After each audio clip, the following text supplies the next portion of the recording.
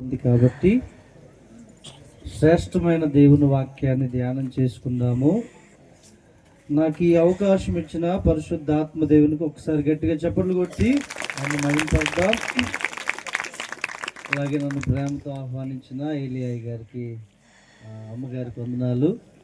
వేదిక మీద ఉన్న దైవజనులందరికీ వందనాలు. ఫైసలా ఇమ్మానీలయ్య గారికి ప్రత్యేకమైన వందనాలు. ఒక సంవత్సరం క్రితం ఏలియా పాస్టర్ గారు ఆవుపల్లి, బీజాపూర్ దగ్గర ఆవుపల్లిలో కలవటం జరిగింది. వారి కారు ముందు వస్తుంది, నా కారు వెనక. అలా చిన్నగా ఫోన్లో మాట్లాడుకుంటూ వచ్చాను. దేవుని స్తోత్రం. హల్లెలూయా. చలి ఎప్పుడు ఉండేదే, కాకపోతే ఈ సంవత్సరం కొంచెం ఎక్కువ ఉన్నట్టుంది.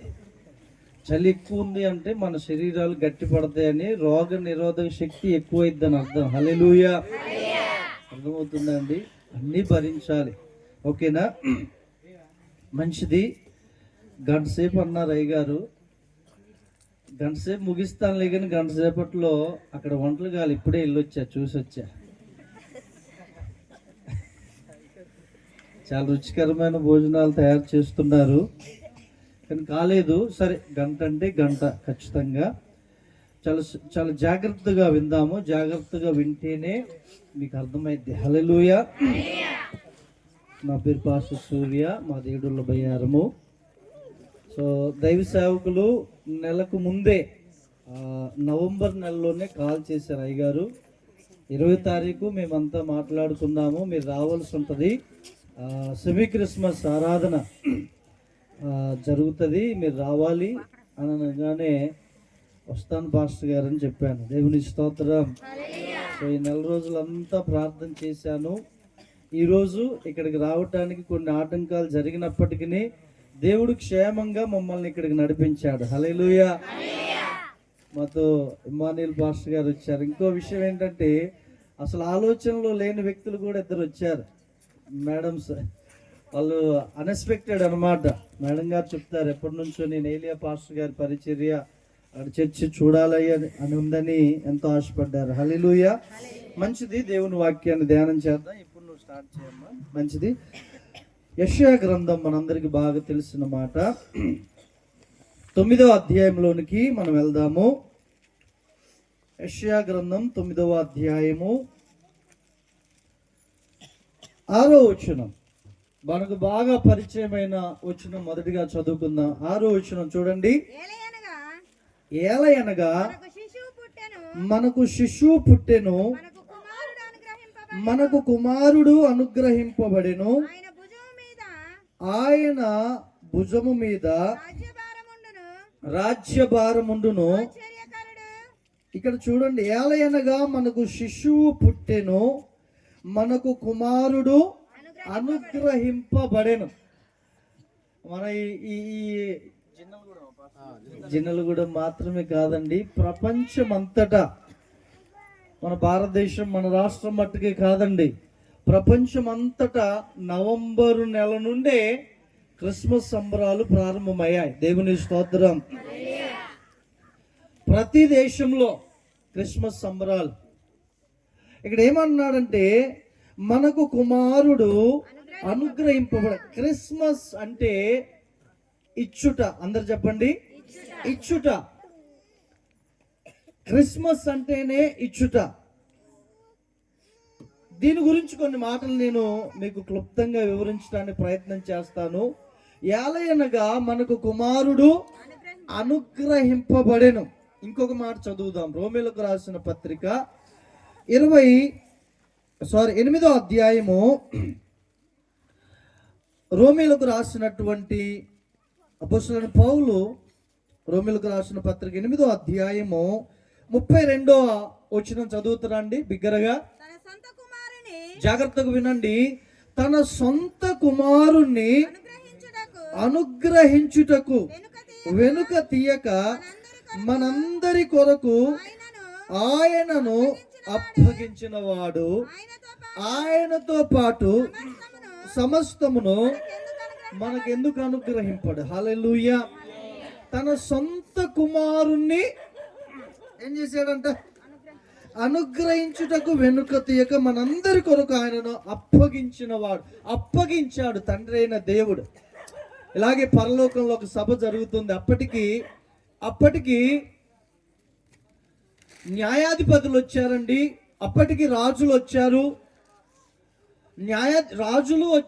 న్యాయాధిపతులు వచ్చారు, దేవుని యొక్క ప్రవక్తలు వచ్చారు. కానీ మనుషుల్ని రక్షించలేకపోతున్నారు, మనుషుల్ని దేవుని యొద్దకు చేర్చలేకపోతున్నారు. అయితే ఒకానొక సమయంలో పరలోకంలో ఒక మీటింగ్ జరుగుతుంది. ఏంటంటే దేవుడు, దేవదూతలు, పరిశుద్ధాత్ముడు అని అంటున్నాడు. నేను ఎవరిని పంపుదును అని ఆలోచిస్తున్నప్పుడు తండ్రికి ఒక ఆలోచన వచ్చింది. నేను నా కుమారుణ్ణి పంపుతా. హల్లెలూయా, నా కుమారుణ్ణి పంపుతా. అక్కడ రాయబడి ఉంటుంది, ప్రభుయగు యెహోవాయు ఆయన ఆత్మయు నన్ను పంపెను.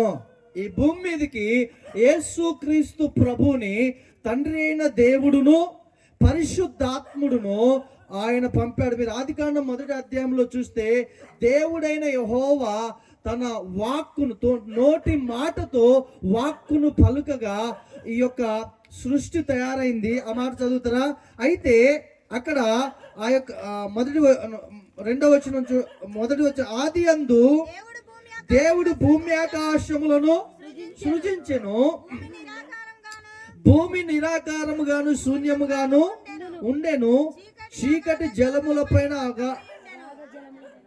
అగాధ జలముల పైన కమ్మి ఉండెను, దేవుని ఆత్మ అల్లాడుచుండెను, దేవుడు వెలుగు కమ్మని పలుకగా.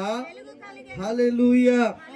వాక్, జాగ్రత్తగా వినండి. ఏంటి వాక్కు? ఏంటి వాక్కు? ఈ వాక్కు ప్రభు అయిన యేసుక్రీస్తు. హల్లెలూయా. ఆయన వాక్కుగా ఉన్నాడు. ఇక్కడ ఇంకొక మాట ఇక్కడ వ్రాయబడింది చూడండి, 26వ వచనం చూడండి. దేవుడు మన స్వరూపమందు మన పోలిక చొప్పున నరులను చేయదము. చాలు. హల్లెలూయా. అర్థమవుతుందా అండి? తండ్రి, కుమార, పరిశుద్ధాత్మ దేవుడు. అయితే కుమారుడు భూమి మీద రాక మునుపు వాక్కుగా ఉన్నాడు. చెప్పాలి, ఎలా ఉన్నాడు? అందరూ చెప్పాలి, వాక్కుగా. వాక్. మీరు యోహాను సువార్త 1వ అధ్యాయంలో మొదటి 2 వచనాలు చూస్తే అక్కడ ఏమని ఉంటుందండి? యోహాను సువార్త, ఆది యందు వాక్యం ఉండెను, వాక్యము దేవుని దగ్గర ఉండెను, ఆ వాక్యమే దేవుడై. హల్లెలూయా. కిందికి వస్తూ 9వ కృపా సత్య సంపూర్ణుడిగా మన మధ్యలో వాక్కుగా ఉన్నాడు యేసుక్రీస్తు ప్రభు. అయితే తండ్రి అయిన దేవుడు తండ్రిగా ఉన్నాడు, పరిశుద్ధాత్ముడుగానే ఉన్నాడు. అయితే దేవుని వాక్కు అయినటువంటి లేదా దేవుని బాహు అయినటువంటి వాక్కును తండ్రి ఏం చేశాడంటే కన్య మరియ గర్భములో వేశాడు వాక్కుని. హల్లెలూయా. ఆ వాక్యమే శరీరధారి అయి కృపాసత్య సంపూర్ణుడిగా మన మధ్య. మీకు అర్థమైతే నేను అడిగే క్వశ్చన్కి మీరు సమాధానం చెప్తారు. యేసుక్రీస్తు కుమారుడిగా లేకముందు ఎలా ఉన్నాడు? కరెక్ట్ చెప్పారు. ఎలా ఉన్నాడు? వాక్కుగా ఉన్నాడు. వాక్యమైనటువంటి దేవుడు కన్య మరియ గర్భంలో జన్మించటాన్ని బట్టి, శరీరాన్ని ధరించటాన్ని బట్టి కుమారుడిగా ఆయన ఆ కృపాసత్య సంపూర్ణుడిగా మన మధ్య నివసించాడు. నేనేం చెప్పాలనుకున్నానంటే, తండ్రి తన కుమారుణ్ణి మనకు అనుగ్రహించాడు, అప్పగించాడు మన నిమిత్తం. ఏలయనగా మనకు కుమారుడు అనుగ్రహింపబడేను. దేవుడు తన కుమారుణ్ణి మన నిమిత్తం ఈ భూమి మీదకి పంపించాడు, లేదా మన కొరకు కుమారుణ్ణి అనుగ్రహించాడు. హల్లెలూయా. అర్థమైంది కాండి? ఓకే.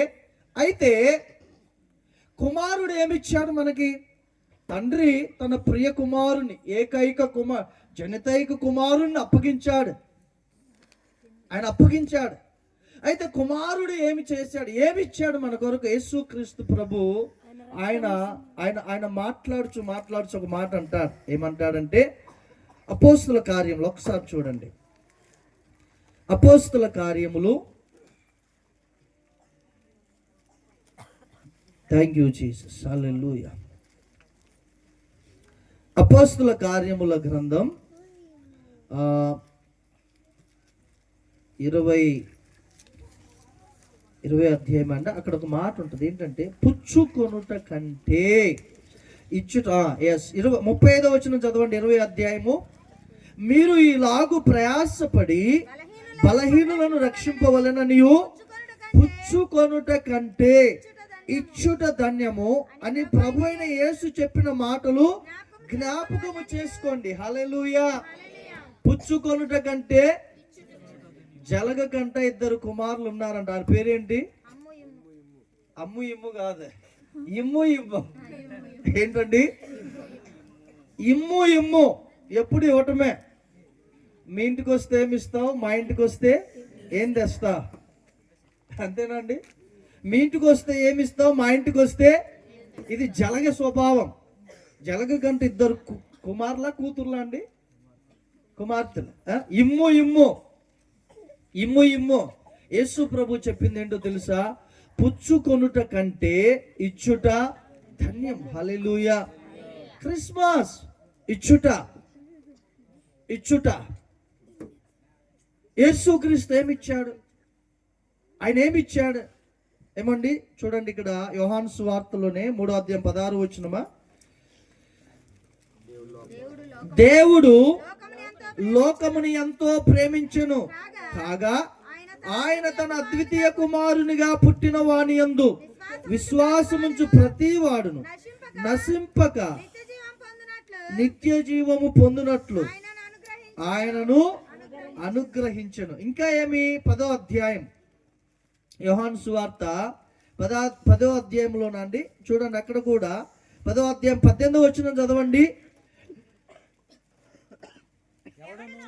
ఎవడును నా ప్రాణము తీసుకొనడు, నా అంతట నేనే దాన్ని పెట్టుచున్నాను. హల్లెలూయా. యేసు ప్రభు ఏమిస్తున్నాడు? తన ప్రాణమును. హల్లెలూయా. ఈ లోకములో విలువైంది ఏదైనా ఉంది అనంటే అది ప్రాణము. మన కొరకు మన స్నేహితులు ప్రాణం ఇవ్వలేరు, మన కొరకు మన తల్లిదండ్రులు ప్రాణం ఇవ్వలేరు. అయ్యో కొడక, అయ్యో కూతురా, నీకంటే నీకు బదులుగా నేను చేస్తే బాగు అంటారు. కానీ ఆ సమయంలో ఏదన్నా చిన్న నొప్పి కానీ ఆయాసం కానీ, అయ్యో నన్ను హాస్పిటల్కి తీసుకెళ్ళండి అంటారు. అవునా కాదండి? ఎవరివ్వరండి. కానీ యేసుక్రీస్తు ప్రభు తన ప్రాణాన్ని ఇచ్చాడు. హల్లెలూయా, హల్లెలూయా. ఎందుకోసమో తెలుసా? మనము రక్షింపబడటానికి, సమస్త మానవాళి పాపమును పరిహరించడానికి, సమస్త మానవాళి యొక్క ఆ యొక్క దోషమును ఆదాము చేయటాన్ని బట్టి కలిగినటువంటి అపరాధమునకు పరిహారము చెల్లించడానికి యేసుక్రీస్తు ప్రభు తన ప్రాణాన్ని పణముగా పెట్టాడు. హల్లెలూయా. ఆయన కనుక ఈ లోకానికి వచ్చి తన ప్రాణాన్ని పెట్టకుండా ఉన్నట్లయితే ఇక్కడున్న మనం రక్షింపబడే వారము కాదు. హల్లెలూయా. రక్షింపబడే వాళ్ళం కాదు. దేవుని వాక్యం సెలవిస్తుంది, రక్తము చిందింపకుండా పాప క్షమాపణ కలగదు. సామాన్యముగా చెప్పవచ్చు అంటాడు హెబ్రీ గ్రంథకర్త 9వ అధ్యాయంలో. రక్తము చిందింపకుండా 14వ వచనం అనుకుంటా, ఆ రక్తము చిందింపకుండా పాప క్షమాపణ కలగదు. యేసయ్య తన రక్తమంతటిని మన నిమిత్తము, సర్వ లోకముల పాపము నిమిత్తము ఆయన తన రక్తాన్ని చిందించాడు. హల్లెలూయా. 1వ అధ్యాయం మత్తయి సువార్త 21వ వచనం ఏం చెప్తుందండి? ఆయనే తన ప్రజలను వారి పాపముల నుండి రక్షించును. యేసే రక్షిస్తాడు. హల్లెలూయా. హెబ్రీయులకు రాసిన పత్రిక కొన్ని మాటలు చదివి మనం మెయిన్ టాపిక్ లోనికి వెళ్దాం. కొన్ని విషయాలు మీకు నేను పరిచయం చేస్తాను. 10వ అధ్యాయం మొదటిగా 9వ అధ్యాయం 22వ వచనం చదవండి. మరియు ధర్మశాస్త్ర ప్రకారం సమస్త వస్తువులను రక్తము చేత శుద్ధి చేయబడుననియు, రక్తము చిందింపకుండా పాప క్షమాపణ కలుగదనియు చూసారా అండి? సామాన్యముగా చెప్పవచ్చు. కింద 10వ అధ్యాయము 3వ వచనం చదవండి. అయితే ఆ బలులు అర్పించుడి చేత ఏటేటా పాపములు జ్ఞాపనకు వచ్చున్నవి. ఏలనగా ఎడ్ల యొక్కయు మేకల యొక్కయు రక్తము పాపములను తీసివేయుట అసాధ్యం, ఇంపాసిబుల్. ఆ దినాల్లో వారి పాపములు పోవాలి అంటే దొంగతనం చేసేవాడు ఏం చేసేవాడంటే నరహత్య చేసేవాడు, వ్యభిచారం చేసేవాడు, పాపం చేసేవాడు ఒక గొర్రెనో ఒక మేకనో ఒక పొట్టేలునో తీసుకొని వెళ్ళి దేవుని మందిరంలో బలర్పించేవాడు. రక్తము ఆడ రక్తార్పణ చేసేవాడు. అమ్మయ్య నా పాపాలు పోయినాయి, నేను మేకను బలర్పించా, నా పాపాలు పోయినాయి అని ఇంటికి వచ్చేవాళ్ళు. మరలా అదే పాపం, కొంతకాలం అయినాక మరలా అదే పాపం, మరలా సంవత్సరం జ్ఞాపకం వస్తున్నాయి. ఏం జ్ఞాపకం వస్తున్నాయి? పాపములు. మరలా సంవత్సరం వెళ్తున్నాడు, మేకను తీసుకెళ్తున్నాడు, బలర్పిస్తున్నాడు. అమ్మ నా పాపాలకు శాంతి కలిగింది అంటున్నాడు. మరలా వస్తున్నాడు, మరలా సేమ్ అలాగే. మనుషులందరూ ఇలాగే ఒక చక్రం లెక్క తిరుగుతుంది వారి జీవితం. తండ్రి అయిన దేవుడు ఇది గమనించాడు. ఎడ్ల యొక్కయు మేకల యొక్కయు రక్తము పాపములను తీసివేయట అసాధ్యం. అసాధ్యం అని చెప్పి ఏం చేశాడు తెలుసా? కింద వచ్చిన చదవండి అమ్మా. కాబట్టి ఆయన ఈ లోకమందు ప్రవేశించినప్పుడు ఇలాగు చెప్పుచున్నాడు, బలియు అర్పణయు నీవు కోరలేదు గాని నాకొక శరీరమును అమర్చితివి. హల్లెలూయా. ఈ శరీరము అమర్చక ముందు యేసుక్రీస్తు ప్రభు ఎలా ఉన్నాడని చెప్పా? వాక్కుగా, వాక్యముగా ఉన్నాడు.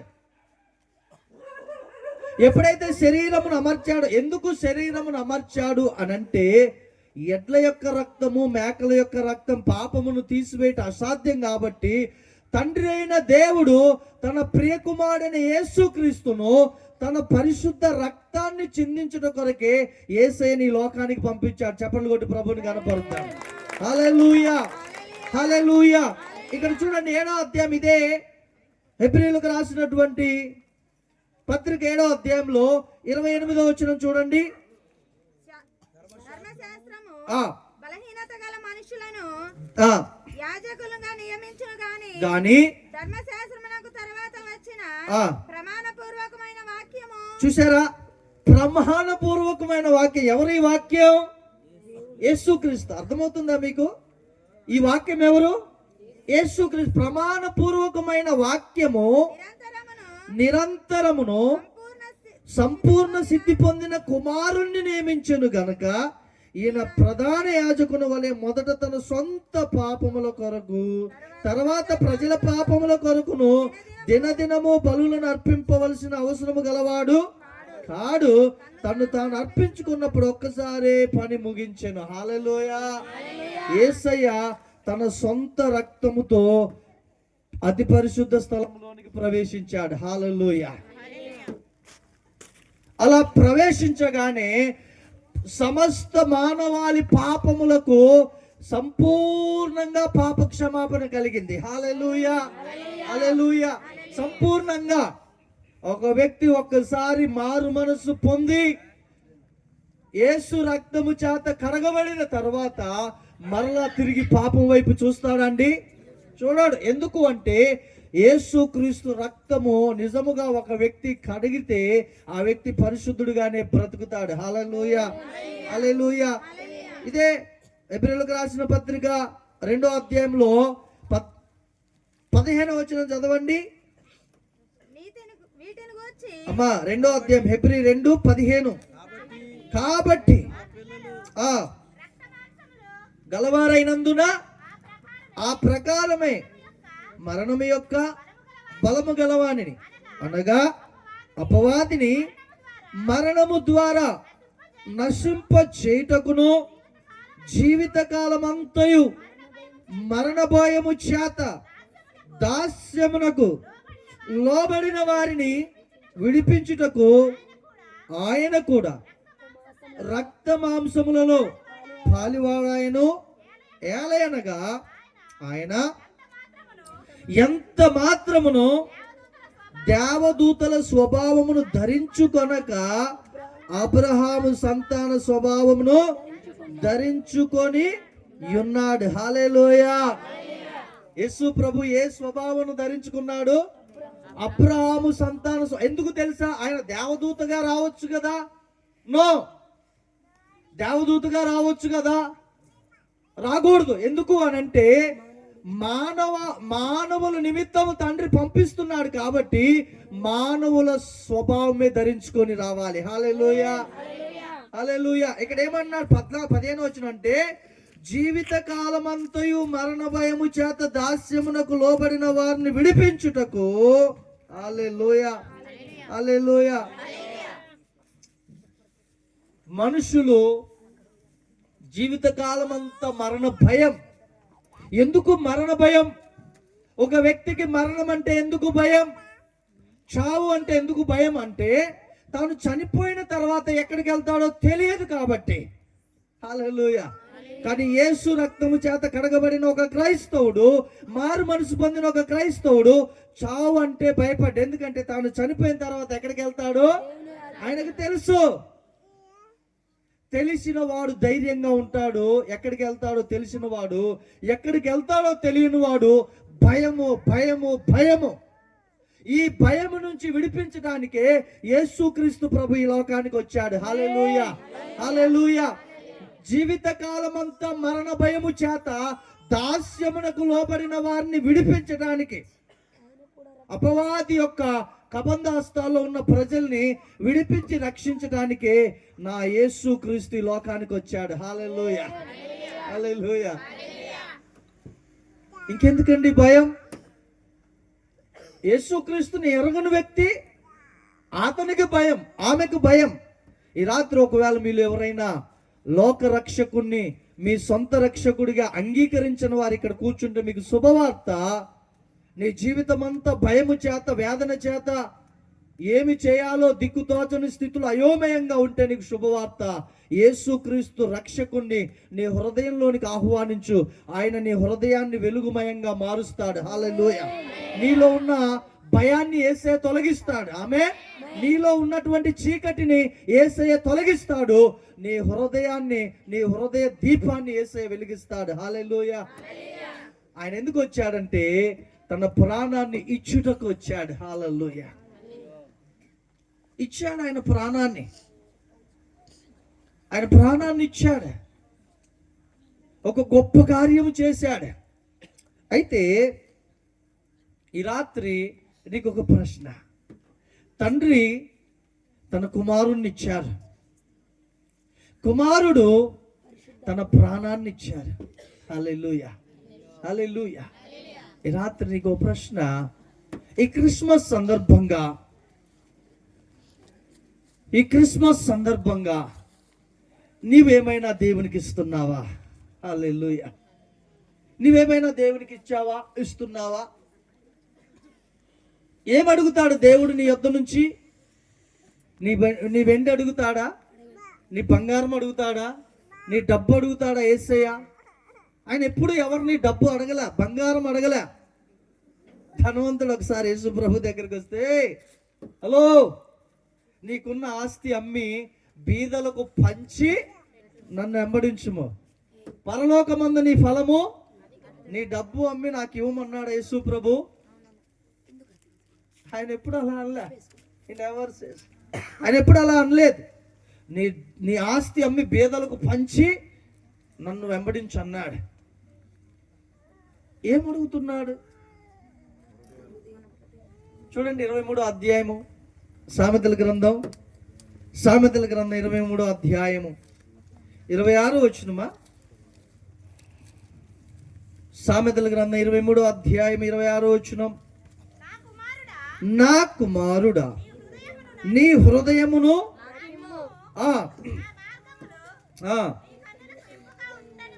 దేవుడు ఏమడుగుతున్నాడండి రాత్రి మనల్ని?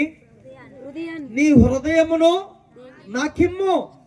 ఈ లోకంలో మనుష్యునికి అతి కష్టమైంది ఏంటో తెలుసా? ఇదిగో పాస్టర్ గారు వెళ్తే ఇదిగోండి క్రిస్మస్ కానుక అని ఈజీగా ఇవ్వగలడు.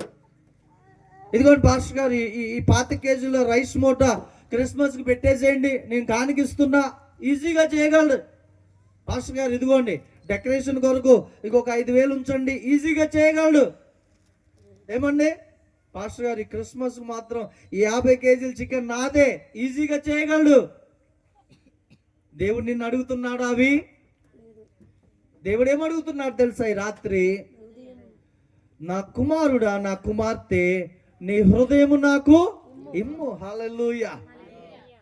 నేను కొన్ని మాటలను మీకు తెలియచేసిన తర్వాత నీ హృదయాన్ని యేసు ప్రభువుకి ఇచ్చావా లేదా అనేది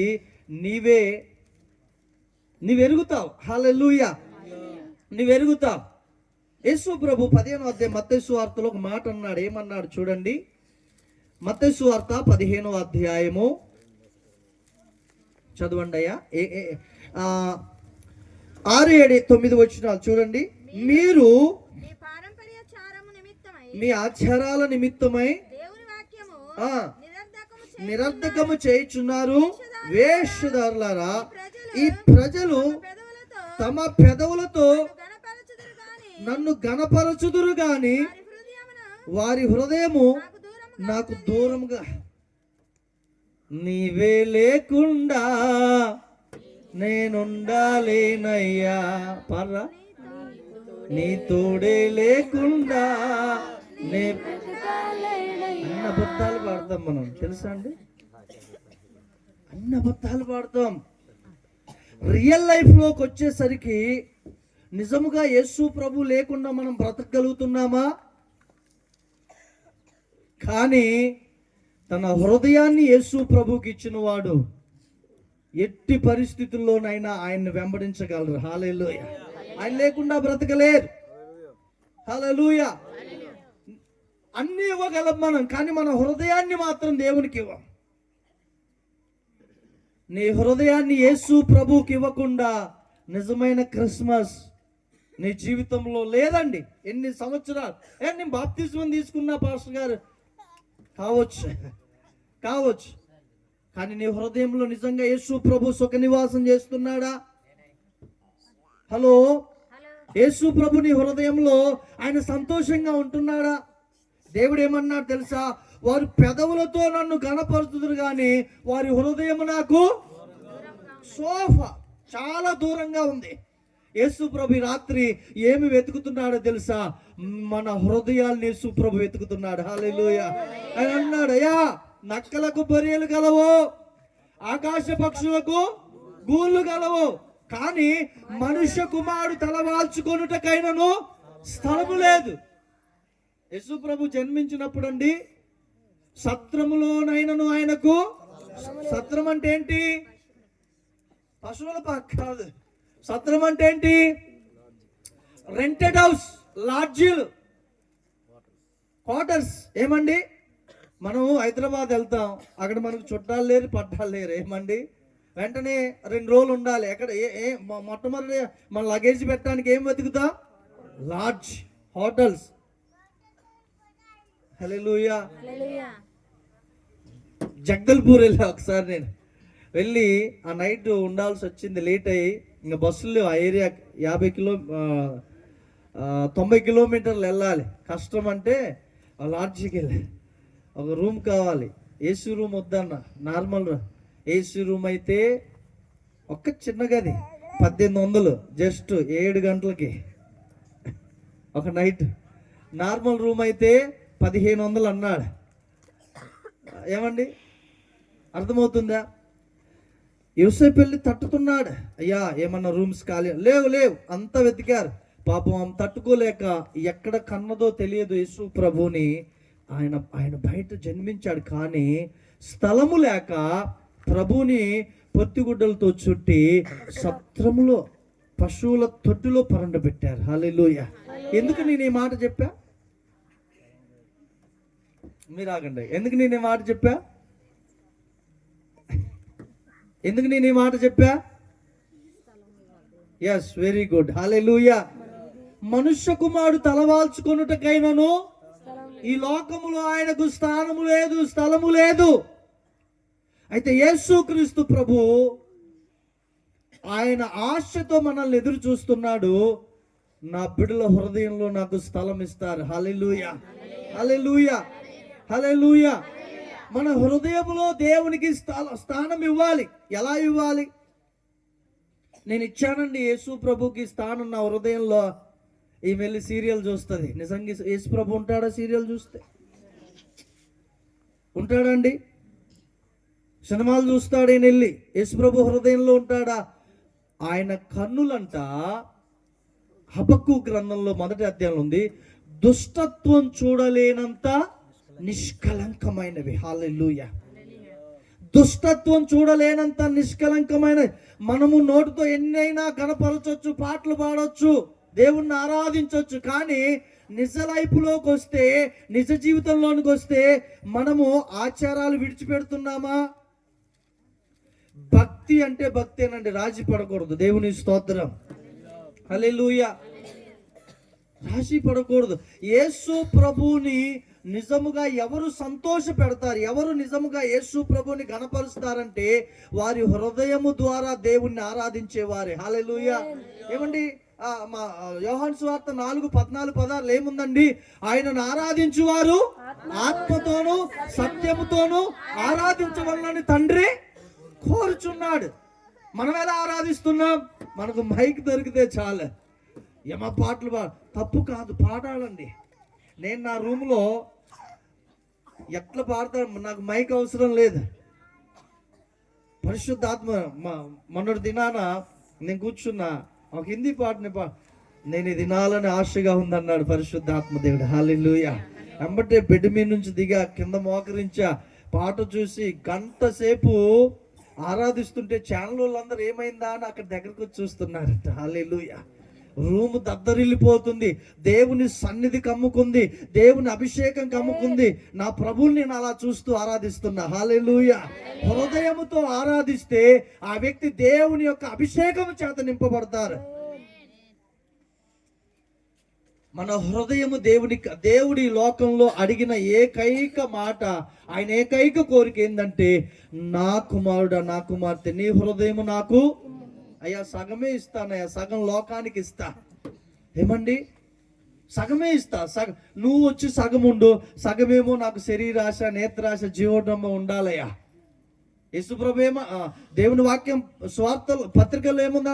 యోహాను రాసిన 1వ పత్రిక 2వ అధ్యాయంలో ఏముంది? 15వ వచనం, లోకమునైనను లోకములో ఉన్న వాటినైనను ప్రేమింపకుడి. ఎవడైనను లోకమునైనను లోకములో ఉన్న వాటినైనా ప్రేమిస్తే తండ్రి ప్రేమ వానిలో ఉండదు. హల్లెలూయా.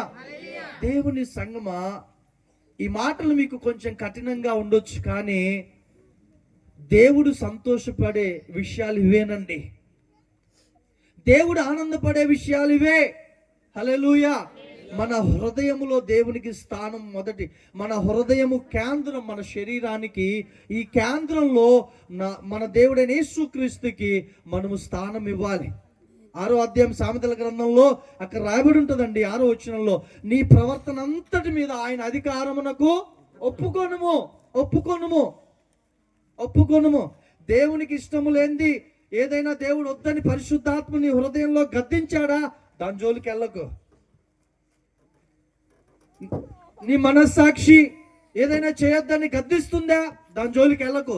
దాన్ని బట్టి దేవుడు మహిమపరచబడతాడు. హల్లెలూయా, హల్లెలూయా.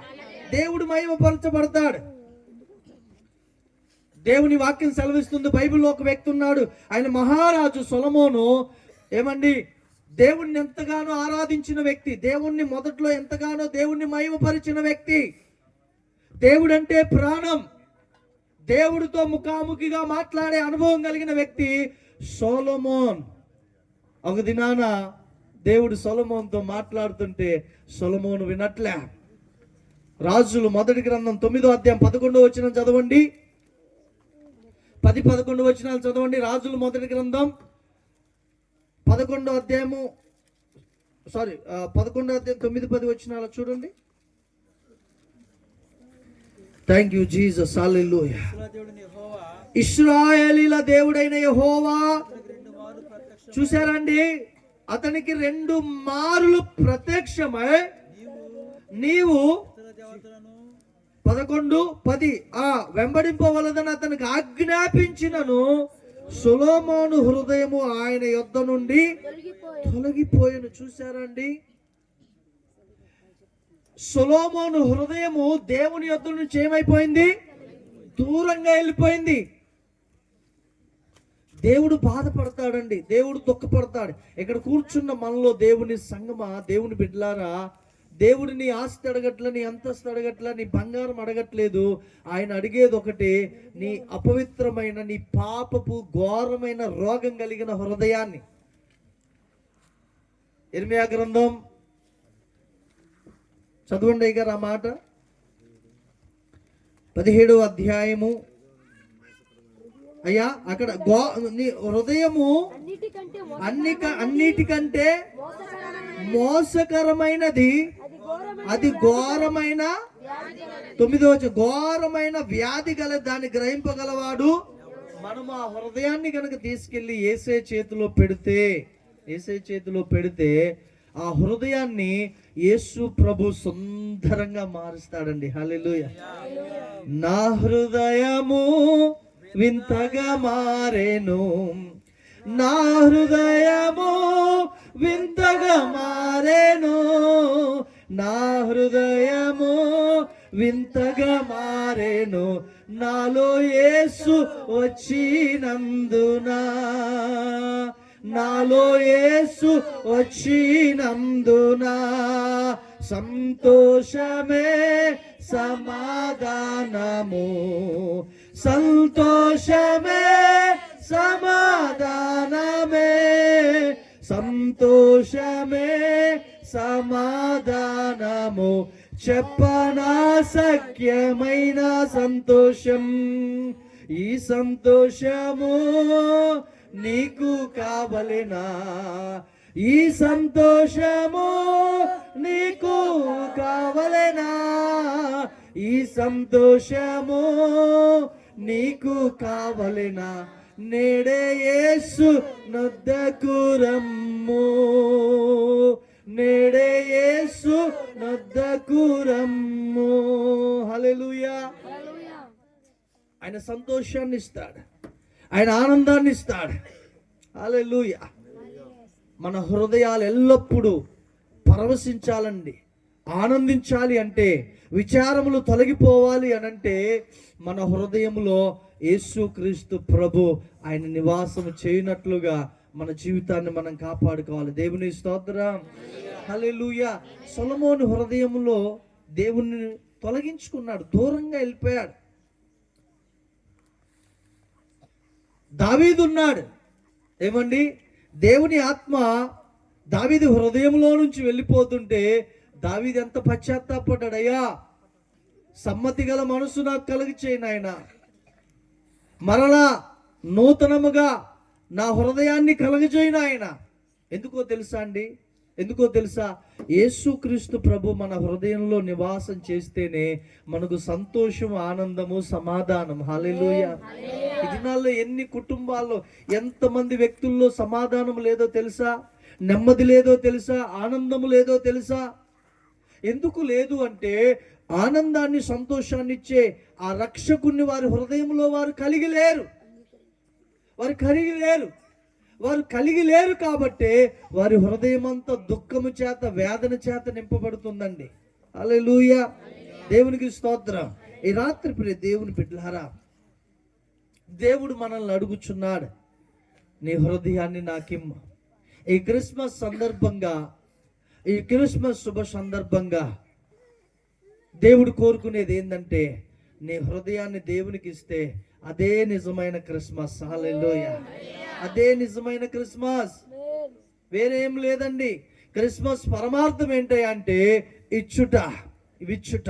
ఏ కుటుంబం అయితే, ఏ వ్యక్తి అయితే తన హృదయాన్ని యేసుక్రీస్తు ప్రభువుకి ఇస్తాడో ఆ ఇచ్చిన రోజే అతని జీవితంలో క్రిస్మస్ పండగ. సంవత్సరానికి ఒక్కసారి వచ్చేది కాదు పండగ అంటే. ఫిలిప్పీ 4:4 ఏముందండి?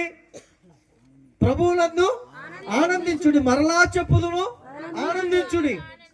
హల్లెలూయా, హల్లెలూయా. ఈ ఆనందము ప్రతిరోజు ఉండాలి.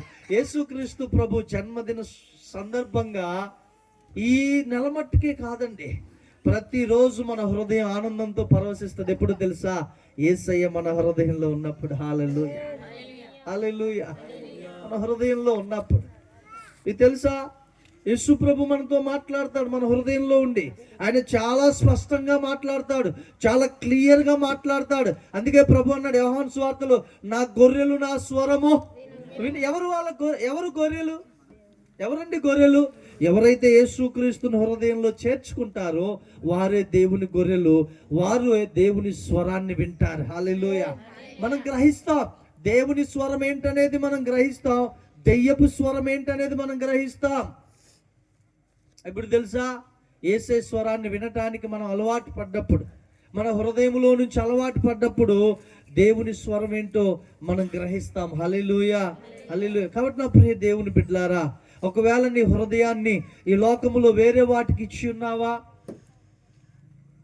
ఏదైనా అనవసరమైన పాపమునకు నీ హృదయంలో చోటిచ్చున్నావా? అపవాది నిన్ను మోసం చేయకముందే, అయ్యో నాకు ఈ రోజుల యందు, ఈ జీవితం యందు నాకు సంతోషం లేదు అని చెప్పు దినములు రాకముందే సృష్టికర్త అయిన దేవుణ్ణి నీ హృదయంలో చేర్చుకో. హల్లెలూయా, హల్లెలూయా. యేసుక్రీస్తుని హృదయంలో చేర్చుకో. చెప్పనాశక్యమైన ఆనందం అండి, వర్ణించలేని ఆనందం. అది కేవలము యేసయ్య యొద్దనే అది మనకు దొరుకుద్దండి. హల్లెలూయా. ఈరోజు ఉదయాన్నే ఒక ఆయన ఫోన్ చేస్తే ఆయన నా గురించి మాట్లాడుతూ, వాళ్ళ అబ్బాయి అమెరికాలో ఉన్నాడంట. నేను వేరే పనుని ఫోన్ చేస్తే, పాస్టర్ గారు మా అబ్బాయి ఈ క్రిస్మస్ ప్రోగ్రాల గురించి చెప్పినప్పుడు అమెరికాలో ఇలా జరుగుతున్నప్పుడు నాకు మీరే గుర్తొస్తారు, మీరు చెప్పిన మాటలే గుర్తొస్తాయన్న.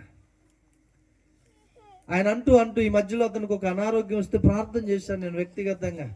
ఏం లేదు పాస్టర్ గారు, జీవిత పరమార్థం ఒకటి ఈ మధ్యకాలంలో నేను నేర్చుకున్నా. అంతా ఎగబడి అడావుడిగా కింద మీద పడి ఆ పని ఈ పని చేసి డబ్బులన్నీ సంపాదించి నా ఆరోగ్యాన్ని పోగొట్టుకున్నా, మనశ్శాంతిని పోగొట్టుకున్నా అంటే అప్పుడు నేను అలా అందుకున్నా. నిజమే సార్, మీరు చెప్పింది కరెక్టే. మనుషునికి కావాల్సింది హృదయంలో నెమ్మది సార్. హల్లెలూయా. ఎంత డబ్బున్నా, ఎంత ఆస్తున్నా, హృదయంలో నెమ్మది ఆనందం లేకపోతే మనుషుడు ఏం చేస్తాడు తెలుసా? క్షణికమైన సంతోషాల కొరకు పరిగెడతాడు, క్షణికమైన ఆనందాల కొరకు పరిగెడతాడు. ఇలా క్షణికమైన ఆనందాల కొరకు, సంతోషాల కొరకు పరిగెట్టి ఇంకా వ్యసనాల్లో ఎక్కువైపోయి ఆ ఉన్న కాస్త సంతోష ఆనందం కూడా దూరం అయిపోయి చివరికి నా జీవితం ఎందుకు ఉపయోగం లేదు, చనిపోతే బాగనే స్థితిలోనికి వెళ్ళిపోతాడు. కారణం ఏంటో తెలుసా? తన హృదయంలో చోటివ్వవలసిన దేవునికి చోటివ్వకుండా వేరే ఇతరమైన క్షణికమైన ఆనందాలకు, సంతోషాలకు, పాపానికి చోటిచ్చాడు. కాబట్టి అనేక మంది జీవితం మధ్యాంతరంలోనే ముగించబడుతుందండి. కానీ యేసుక్రీస్తుని మీ హృదయంలో చేర్చుకుంటే ఆయన మిమ్మల్ని దీర్ఘాయుష్మంతులుగా ఆయన మిమ్మల్ని ఆశీర్వదిస్తాడు. హల్లెలూయా, హల్లెలూయా. ఆయన దీర్ఘాయుష్మంతులుగా ఆశీర్వదిస్తాడు. ఎంతమంది రాత్రి యేసు ప్రభువుకి మీ హృదయాలను ఇవ్వాలని ఆశపడుచున్నారు? సగము కాదండి, పూర్తిగా. నీకు తెలుసు నువ్వు ఎక్కడ దేవుని మాట వినట్లేదో, ఎక్కడ నువ్వు దేవుణ్ణి దుఃఖ పెడుతున్నావో, ఎక్కడ దేవుణ్ణి నువ్వు బాధ పెడుతున్నావో సంపూర్ణంగా ఏమండి ఒక వ్యక్తి హృదయానికి తెలుసు. ఆ వ్యక్తి దేవుణ్ణి హృదయపూర్వకంగా సేవిస్తున్నాడా, లేకపోతే ఏదో ఒక పాపానికి అవకాశం ఇచ్చి హృదయంలో బాధపడుతున్నాడా? ఈ రాత్రి నిజమైన క్రిస్మస్ ఏంటో తెలుసా? క్షణికమైన పాపానికి నీ హృదయంలో చోటివ్వకుండా నీ పాపాన్ని దేవునికి అప్పగించి నీ హృదయాన్ని దేవునికి అప్పగిస్తే అదే నిజమైన క్రిస్మస్. హల్లెలూయా, హల్లెలూయా. నాకు ఇచ్చిన సమయం అయిపోయింది. చివరి ఒక మాట. ప్రియమైన దేవుని సంగమా, ఏ వ్యక్తి అయితే తమ హృదయాన్ని దేవునికి అప్పగిస్తారో ఆ వ్యక్తి హృదయం దేవుని వెలుగు చేత నిత్యము ప్రకాశిస్తూ ఉంటది. దేవుని వెలుగు చేత ప్రకాశిస్తూ ఉంటది, దేవుని మహిమ చేత ప్రకాశిస్తూ ఉంటది. ఎల్లప్పుడూ దేవుని గూర్చిన ధ్యానం ఎల్లప్పుడూ దేవుణ్ణి గూర్చినటువంటి ఆశ ఎల్లప్పుడూ దేవుణ్ణి ఎలాగూ సంతోష పెట్టాలి, దేవుణ్ణి ఎలాగూ గణపరచాలి, దేవునితో ఎలా మాట్లాడాలని ఈ హృదయం కోరుకుంటూ ఉంటది. హల్లెలూయా, హల్లెలూయా. ఒకసారి అందరం లేచి నిలబడదామా, అందరం లేచి నిలబడదామా. దేవా, ఈ రాత్రి నా హృదయాన్ని నీకు ఇస్తాను ప్రభువా, నా హృదయాన్ని మీకు ఇస్తాను ప్రభువా. అందరం ఎక్కడి వారు అక్కడ కళ్ళు మూసుకొని, ఎక్కడి వారు అక్కడ కళ్ళు మూసుకొని. థ్యాంక్ యూ లార్డ్, హల్లెలూయా. తండ్రి తన కుమారునిచ్చాడు, తన ప్రియ కుమారునిచ్చాడు, ఏకైక కుమారునిచ్చాడు. కుమారుడు తన ప్రాణాన్ని ఇచ్చాడండి. ఏమి దాచుకోకుండా ఆఖరి రక్తపు బొట్టు వరకు యేసయ్య తన రక్తాన్ని చిందించాడు.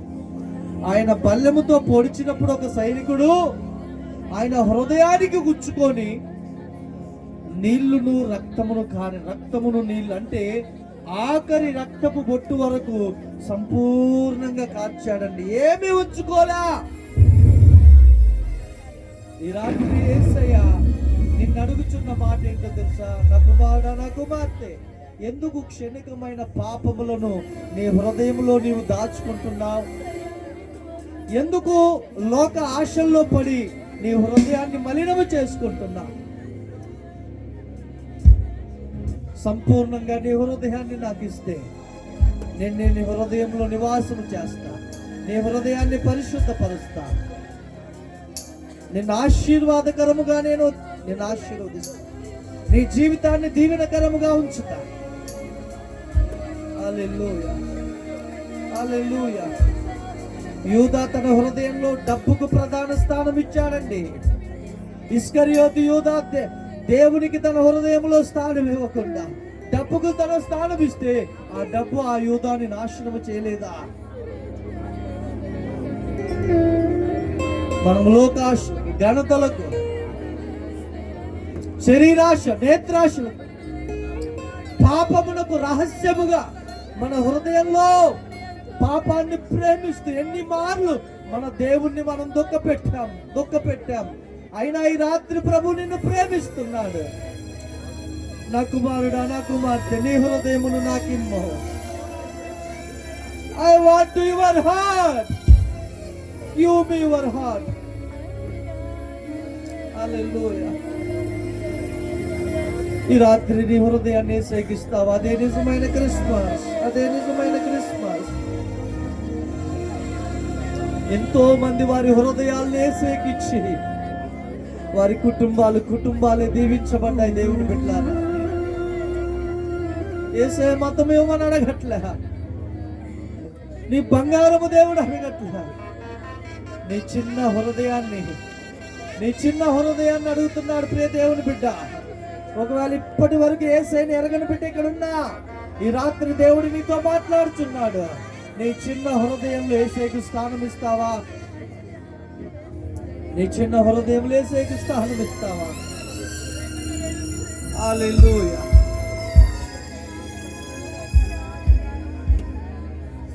బెత్లెహేము ఎఫ్రాతా, నువ్వెంత మాత్రము అల్పమైన దానిపైన లోక రక్షకుడు నీలో జన్మిస్తున్నాడు. బెత్లెహేము ఎఫ్రాతా, గరుడైన యేసయ్య నీ చిన్న హృదయంలో జన్మించడానికి నీ హృదయము తెరిస్తే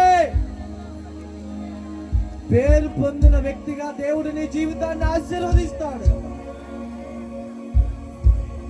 అనేకులు గుర్తించే వ్యక్తిగా యేసయ్య నీ జీవితాన్ని మారుస్తాడు.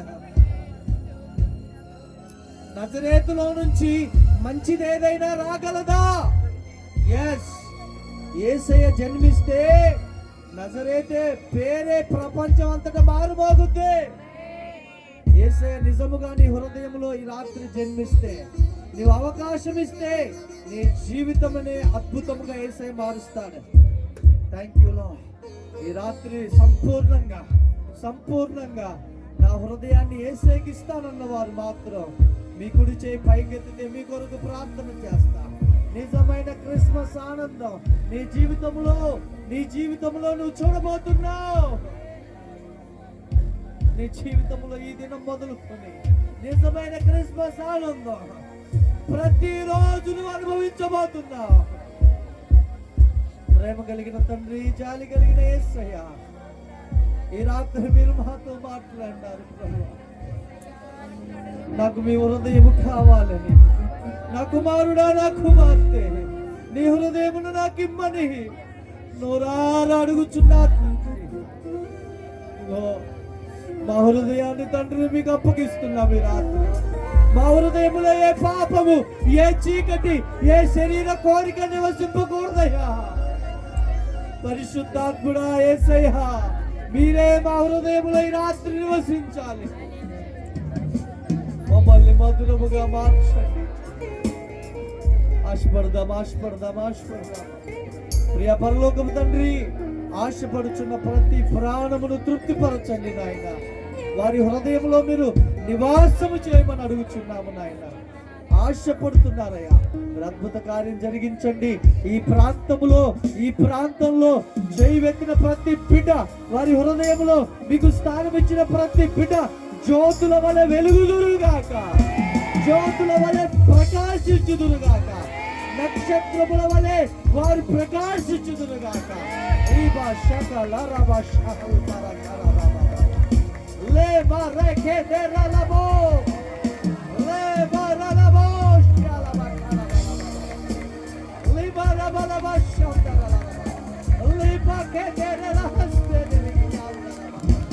ప్రతి బిడ్డ జ్యోతి వల్ల వెలిగింపబడుదురుగాక.